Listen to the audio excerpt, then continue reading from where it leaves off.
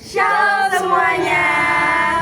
Halo, perkenalkan kami dari kelas gabungan 01 dari kelompok Master. Di sini kami akan menjelaskan tentang materi dari minggu pertama, yaitu materi Tritunggal sampai materi pertobatan. Shalom semuanya, nama aku Joan. Aku bakal ngejelasin materi tentang Trinity dan Tritunggal. Shalom semuanya, perkenalkan aku YSBL, biasa dipanggil Biel. Di sini aku akan menjelaskan materi manusia. Shalom semuanya, perkenalkan aku Grayson Alvanda, biasa dipanggil Grace. Aku bakal ngejelasin tentang materi dosa. Halo semuanya, aku Kaila Priscila Dalia Prainangin. Aku akan menjelaskan materi tentang iman dan keselamatan. Halo semuanya, perkenalkan nama aku Semeya Usnaga atau biasa dipanggil Maya, dan di sini aku akan menjelaskan tentang materi pertobatan. Sekian perkenalan dari kami.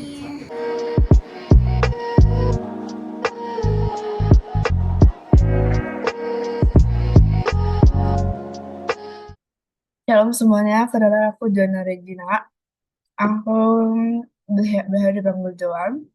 Dan di video ini, aku bakal ngejelasin tentang Trinity atau Tritunggal ya. Sebelumnya, saya akan share screen tentang materi kita.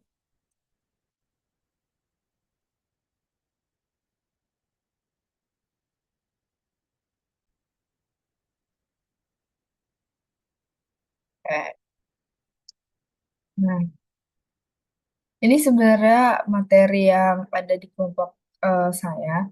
Tapi ini menurutku agak kurang bisa terlihat dengan jelas ya bagi tulisannya ini.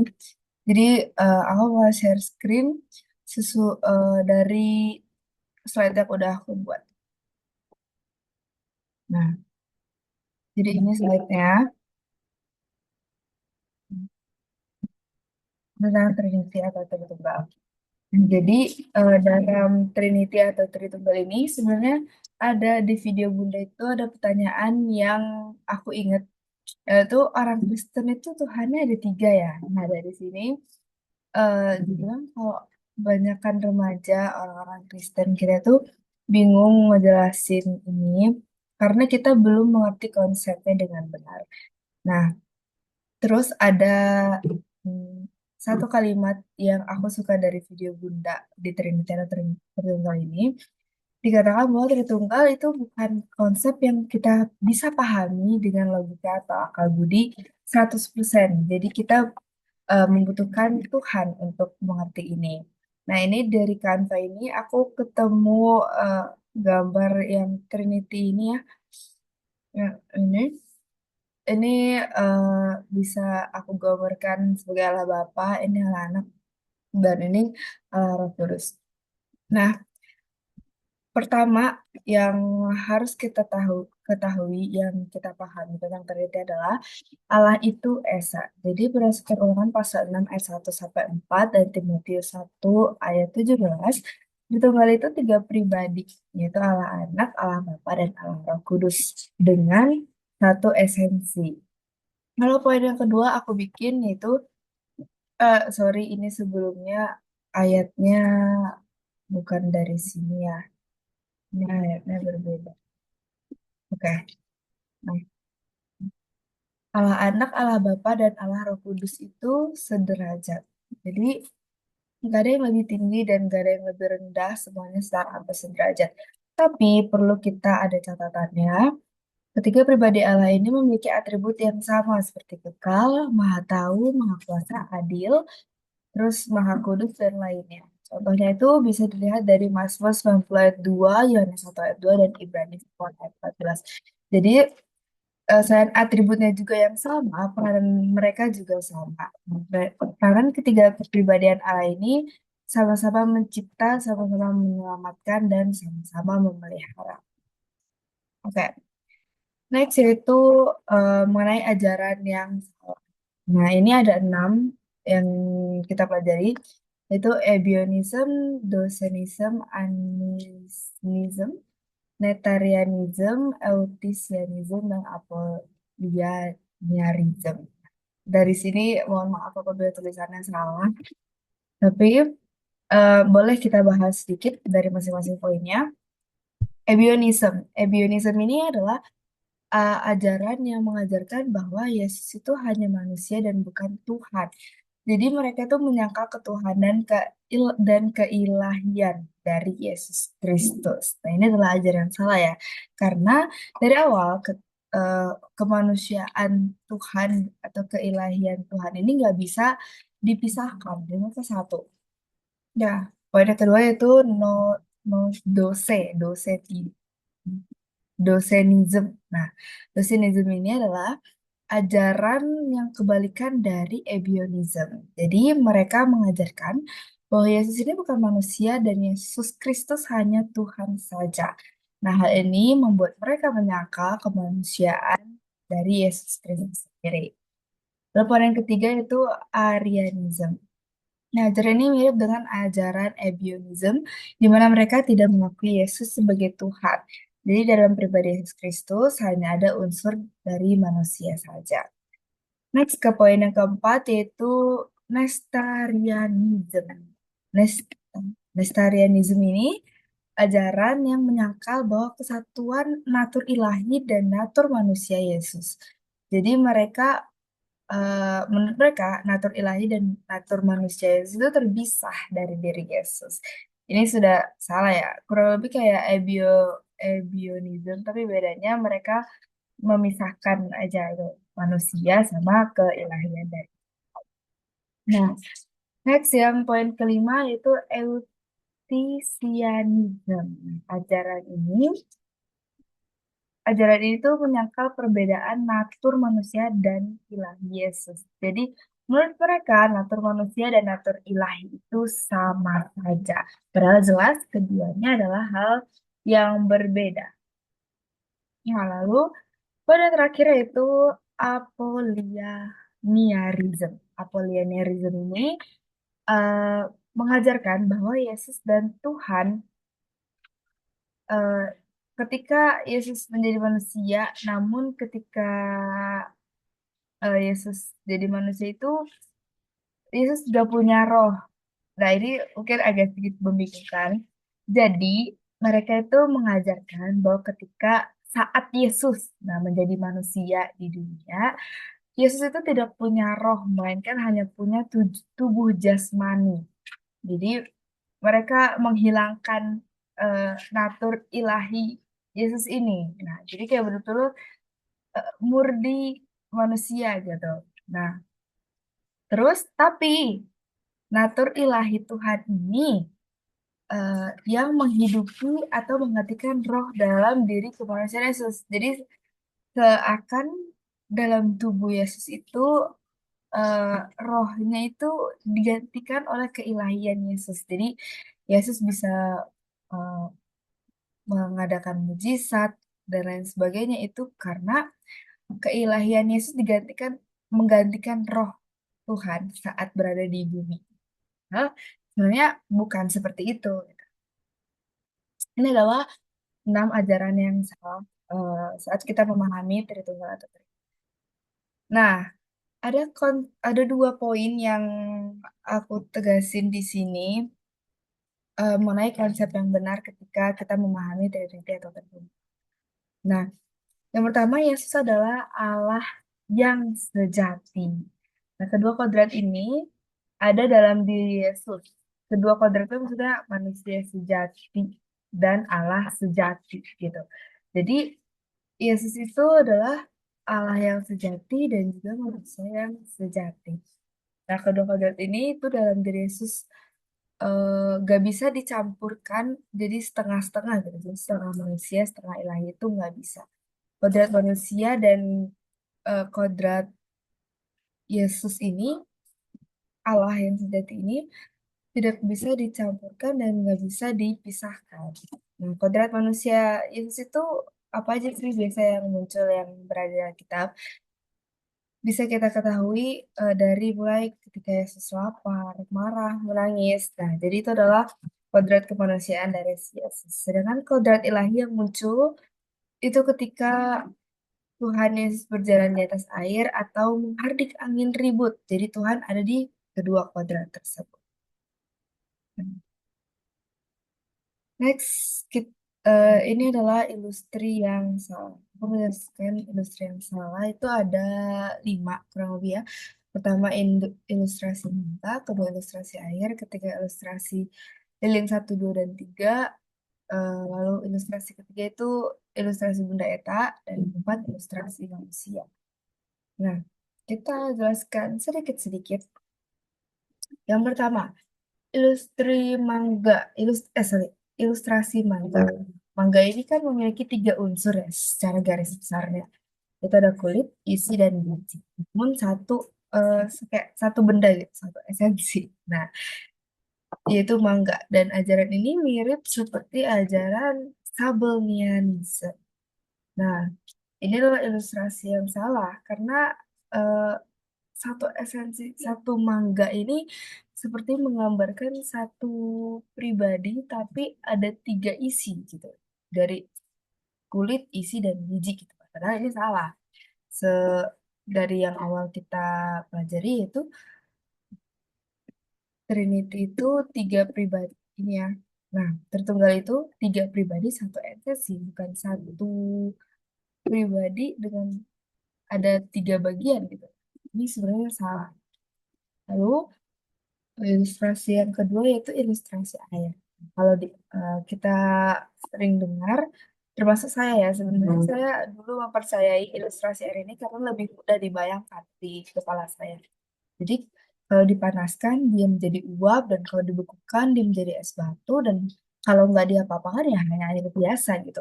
Padahal memang mereka eh, terdiri dari air, uap, es, dan air gitu. Maksudnya bentuknya berbeda, tapi sebenarnya ilustrasi ini salah gitu. Dan ilustrasi ini mirip dengan ajaran Sabellianisme. Lalu yang ilustrasi yang ketiga itu ilustrasi lilin 1, 2, dan 3. Nah, dari api lilin pertama itu dinyalakan lilin kedua.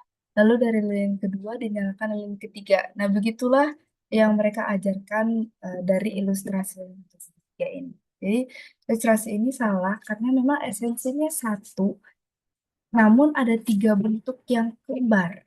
3 bentuk yang kembar, yaitu lilin 1, 2, dan 3. Sedangkan Allah itu satu esensi dengan ketiga kepribadian, bukan 3 pribadi yang kembar.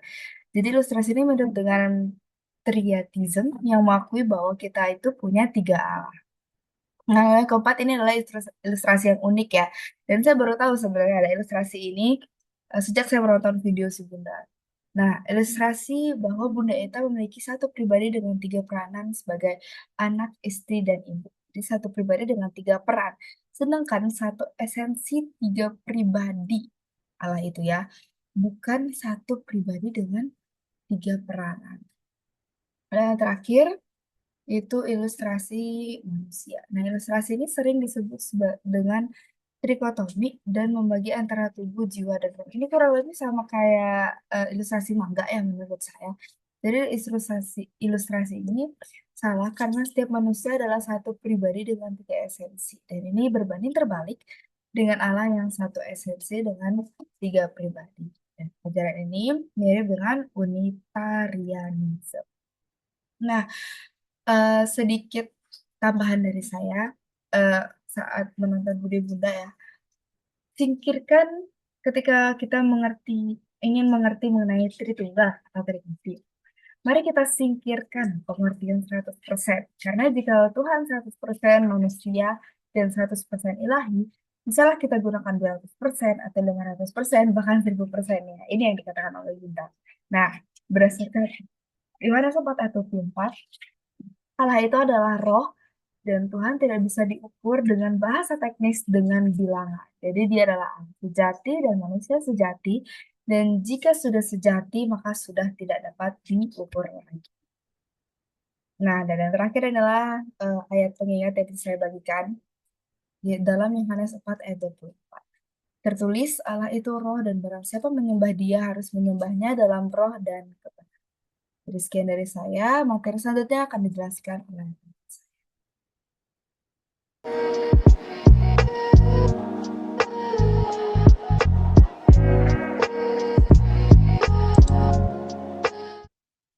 Halo semuanya, perkenalkan nama saya Yeskiel Joshua Jumarto Hitohang.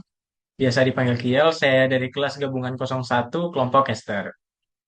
Nah, di sini saya akan menjelaskan materi tentang manusia. Jadi manusia itu adalah salah satu makhluk ciptaan Tuhan yang diciptakan pada hari ke-6. Nah, jadi kita itu manusia ini diciptakan ada tujuannya dan ada fungsinya. Kita itu bisa juga diibaratkan seperti halnya dengan sebuah benda, di mana untuk kita mengetahui apa fungsi dari benda tersebut, bagaimana cara menggunakan benda tersebut, kita harus terlebih dahulu menanyakannya kepada penciptanya. Begitu juga dengan kita manusia, untuk mengetahui tujuan dan fungsi kita diciptakan Tuhan, kita harus bertanya juga kepada Sang Pencipta kita, yaitu Allah, apa dan tujuan dan fungsi kita diciptakan oleh Allah. Nah, pada gambar dari karya yang telah kami buat ini terdapat gambar di mana Allah sangat mengasihi makhluk ciptaannya, terlebih lagi manusia, karena manusia adalah makhluk ciptaan Allah yang paling istimewa. Kita diciptakan segambar dan serupa dengan Allah, atau istilah Imago Dei. Seperti yang dikatakan dalam Kejadian 1 ayat 26 sampai 27, kita diciptakan Allah sesuai gambar menurut gambar dan rupa Allah. Nah, hal yang lain yang membuat kita ini manusia adalah makhluk yang sempurna daripada lebih istimewa dari makhluk lain adalah karena kita manusia ini diciptakan Allah secara langsung dengan tangan Allah, dan juga kita mendapat hembusan nafas hidup langsung dari Allah. Kita bukan diciptakan melalui firman, melainkan dari tangan Allah itu sendiri. Nah, berdasarkan fungsinya, terdapat beberapa pandangan fungsi manusia. Yang pertama itu pandangan substansif, di mana dengan pandangan ini menjelaskan bahwa manusia itu sebagai makhluk diciptakan Allah dengan sebagai makhluk berakal, bermoral dan juga memiliki kehendak bebas. Jadi Allah ingin memberikan kita kemampuan yang berbeda dari makhluk lain supaya kita dapat mencerminkan kasih Allah dan juga sifat Allah serta kemuliaan Allah. Yang kedua itu ada pandangan relasional. Pandangan relasional ini menunjukkan bahwa manusia itu diciptakan segambar dan serupa dengan Allah. Kita diberikan kemampuan untuk menjaga relasi dengan Tuhan dan juga menjaga relasi sama manusia. Nah, yang terakhir itu ada pandangan fungsional. Pandangan ini menunjukkan bahwa kita manusia diciptakan segambar dan serupa dengan Allah untuk menjadi mitra kerja Allah dalam menjaga dan melihara bumi serta juga segala isinya. Nah, demikian materi tentang manusia yang dapat saya sampaikan. Semoga kita semua paham dengan materi ini. Terima kasih.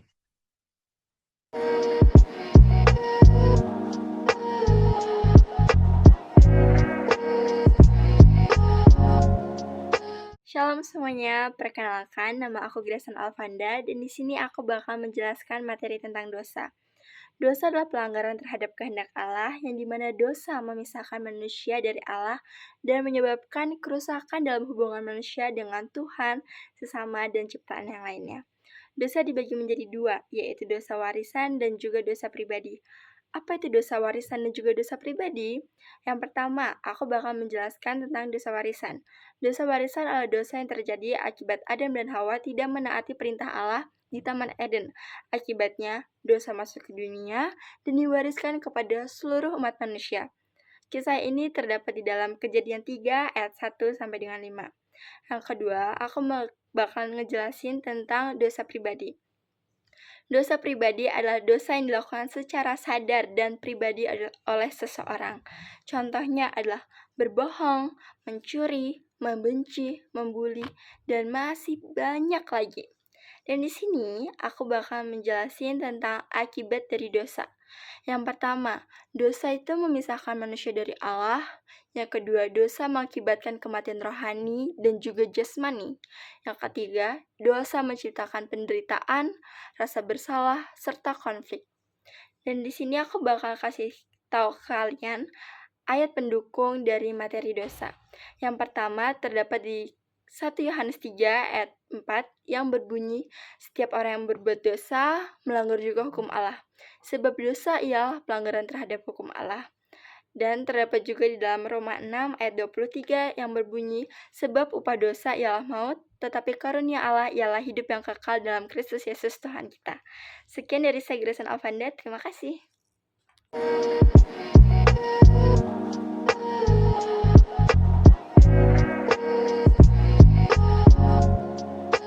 Halo semuanya, jadi aku akan menjelaskan materi tentang iman. Em, Pengertian iman adalah terdapat di dalam Ibrani 11 ayat 1. Iman adalah dasar dari segala sesuatu yang kita harapkan dan bukti dari segala sesuatu yang tidak kita lihat. Menurut bahasa Ibrani, iman itu percaya atau mempercayainya.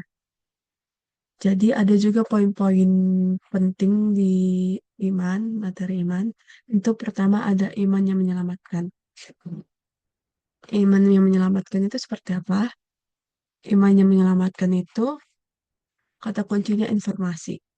Jadi ketika kita kecil, kita sudah sering diberi informasi mengenai firman Tuhan dan tentang Tuhan. Maka dari sejak itulah iman kita makin bertumbuh dan makin mendekatkan kepada Tuhan. Dan poin kedua, iman dan perbuatan.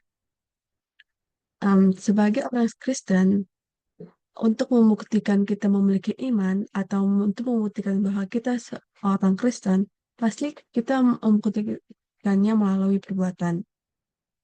Nah, seperti kita membaca Alkitab, pergi beribadah di gereja, dan memakai simbol kalung salib, dan lain-lain. Nah, penting sekali wujud iman dinyatakan dalam perbuatan. Terus poin ketiga, iman karena pengenalan. Em, Ketika kita mengenal Tuhan, iman kita juga makin bertumbuh dan kita akan semakin dekat ke pribadi Tuhan. Terus dan kesetiaan dekat dengan kepercayaan, kepercayaan dekat dengan pengenalan. Ketika orang mengenal seseorang, maka kita dengan mudah mempercayainya dan akan lebih mudah setia kepadanya. Jadi, eh, kalau kita mengenal Tuhan lebih dalam dan kita mempercayainya, maka kita lebih mudah setia kepadanya. Yang terakhir, poinnya iman dalam hidup sehari-hari. Ketika kita sudah mengenal Tuhan, sudah mempercayainya, pasti kita akan menerapkan firman Tuhan itu dalam kehidupan sehari-hari kita. Dan kita akan seperti karakter Tuhan. Jadi sekian materi tentang iman yang bisa saya sampaikan. Terima kasih.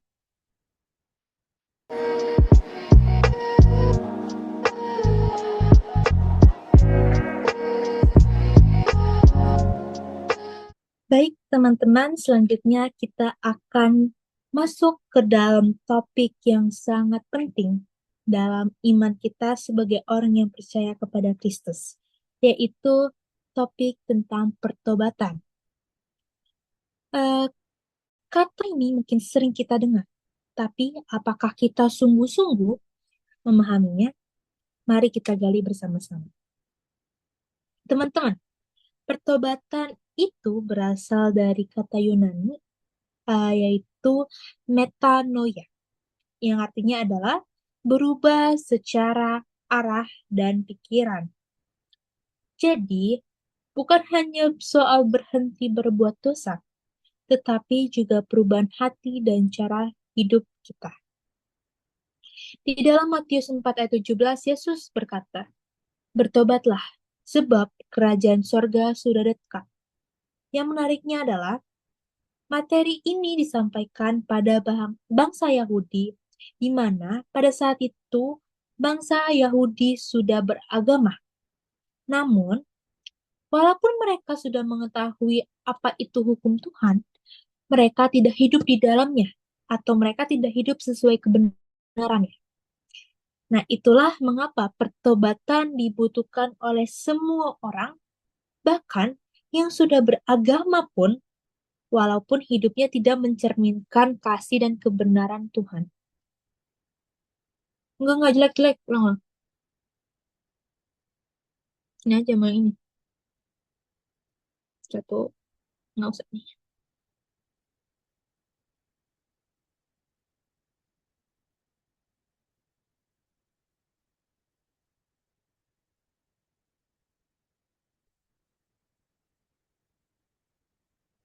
Udah gini aja ya. Apa ya ini ya, Kak? Aduh, ini kenapa ya, Kak?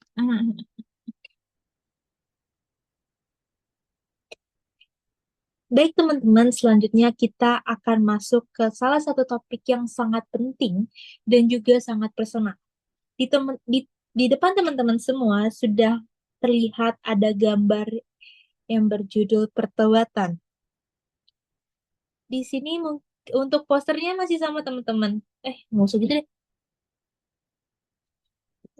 Satu, dua, tiga. Baik teman-teman, selanjutnya kita akan masuk ataupun belajar ke salah satu topik yang sangat penting dan juga sangat personal. Sebuah materi yang sering kita dengar, tetapi mungkin belum sepenuhnya kita pahami.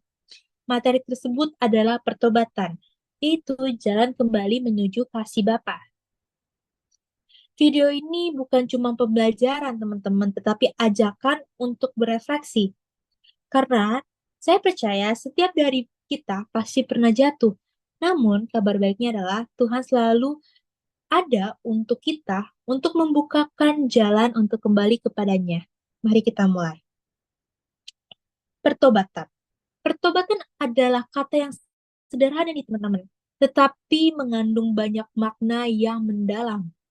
Dalam bahasa Yunani, pertobatan berasal dari kata metanoia, yang berarti perubahan secara pikiran, arah, dan sikap hati.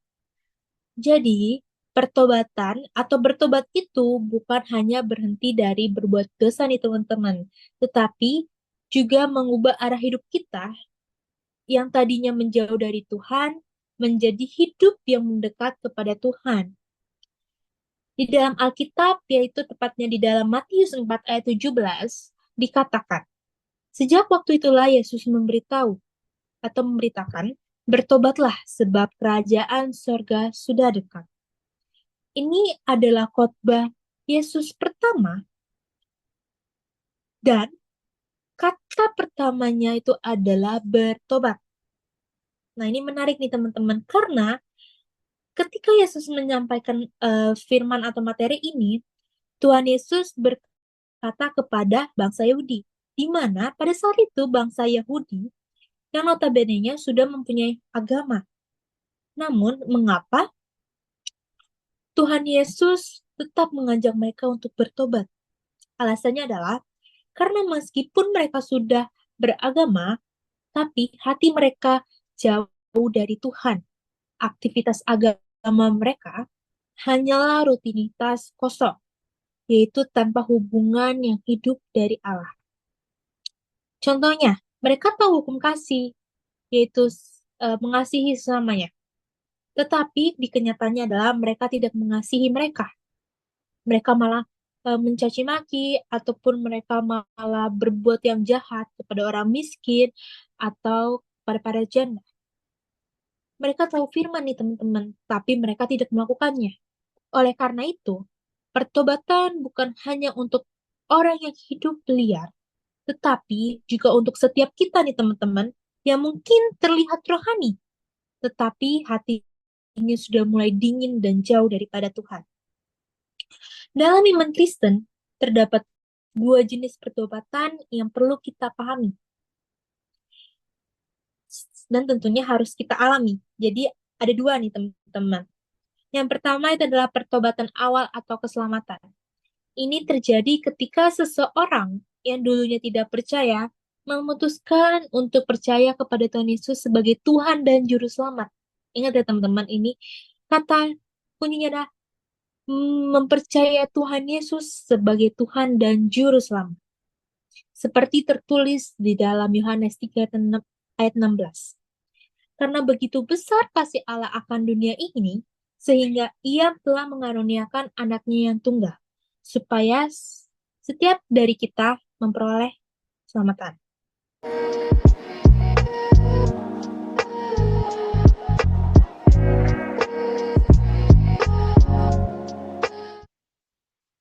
Halo semuanya.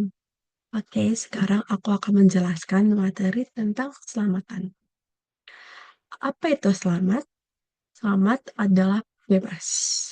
Jadi, keselamatan adalah proses di mana seseorang dibebaskan dari hukuman mati karena dosa. Keselamatan termasuk pembenaran terhadap orang berdosa, sehingga ia tidak harus menghadapi penghakiman Allah. Dibebaskan dari teror kematian dan diberikan kehidupan kekal sebagai ganti penghancuran kekal. Nah, pertanyaan sekarang, apa kita membutuhkan keselamatan tersebut? Dan dari apa kita diselamatkan? Nah, kita membutuhkan keselamatan itu karena kita dari awal sudah berdosa. Ketika Adam dan Hawa memakan buah pengetahuan dan baik dan jahat, dari situlah kita berdosa di bumi ini. Jadi, syarat utama untuk mendapatkan keselamatan adalah mengakui dosa kita. Jika kita tidak mengakui dosa kita tidak membutuhkan keselamatan. Akan tetapi, permasalahannya sekarang di kita. Kita manusia yang nyatur kita berdosa, meskipun kita tahu kebenaran, tetapi tidak melakukannya.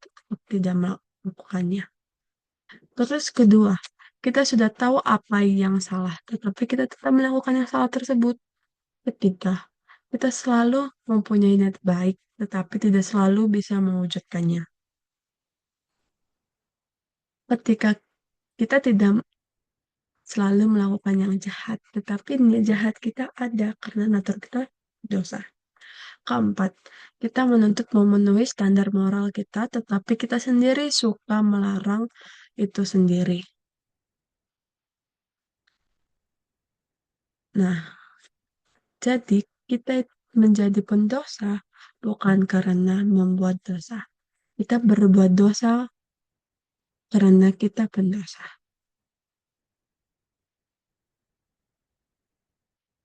Jadi, di dalam Efesus 2 ayat 8-9 mengatakan, sebab karena kasih karunia kamu diselamatkan oleh iman, itu bukan hasil usahamu, tetapi pemberian Allah. Itu bukan hasil pekerjaanmu, jangan ada orang yang memegahkan diri. Jadi, keselamatan itu dari kasih karunia Allah. Jika kita langsung sungguh mengakui atas dosa kita, maka Tuhan akan menyelamatkan kita. Seperti Martin Luther mengatakan bahwa pertama, sola fide hanya karena iman, kedua, sola gratia hanya karena anugerah, dan ketiga, sola scriptura hanya karena firman Tuhan. Jadi karena tiga hal ini, yaitu iman, anugerah, dan firman Tuhan, kita diselamatkan. Jadi, jika kita ingin diselamatkan, kita percaya pada Tuhan dan mengakui atas kesalahan atau dosa-dosa kita, dan kita menyadari apa yang kita lakukan. Dan setelah kita mendapatkan keselamatan, kita tetap berbuat baik. Ketika kita telah mendapatkan keselamatan itu, maka kita memperoleh hidup yang kekal di surga. Jadi sekian materi keselamatan yang bisa saya sampaikan. Terima kasih. Oke, sekian materi yang telah kami jelaskan. Semoga teman-teman mendengarkan dan bisa ngerti ya. Terima kasih, Tuhan Yesus memberkati. Shalom.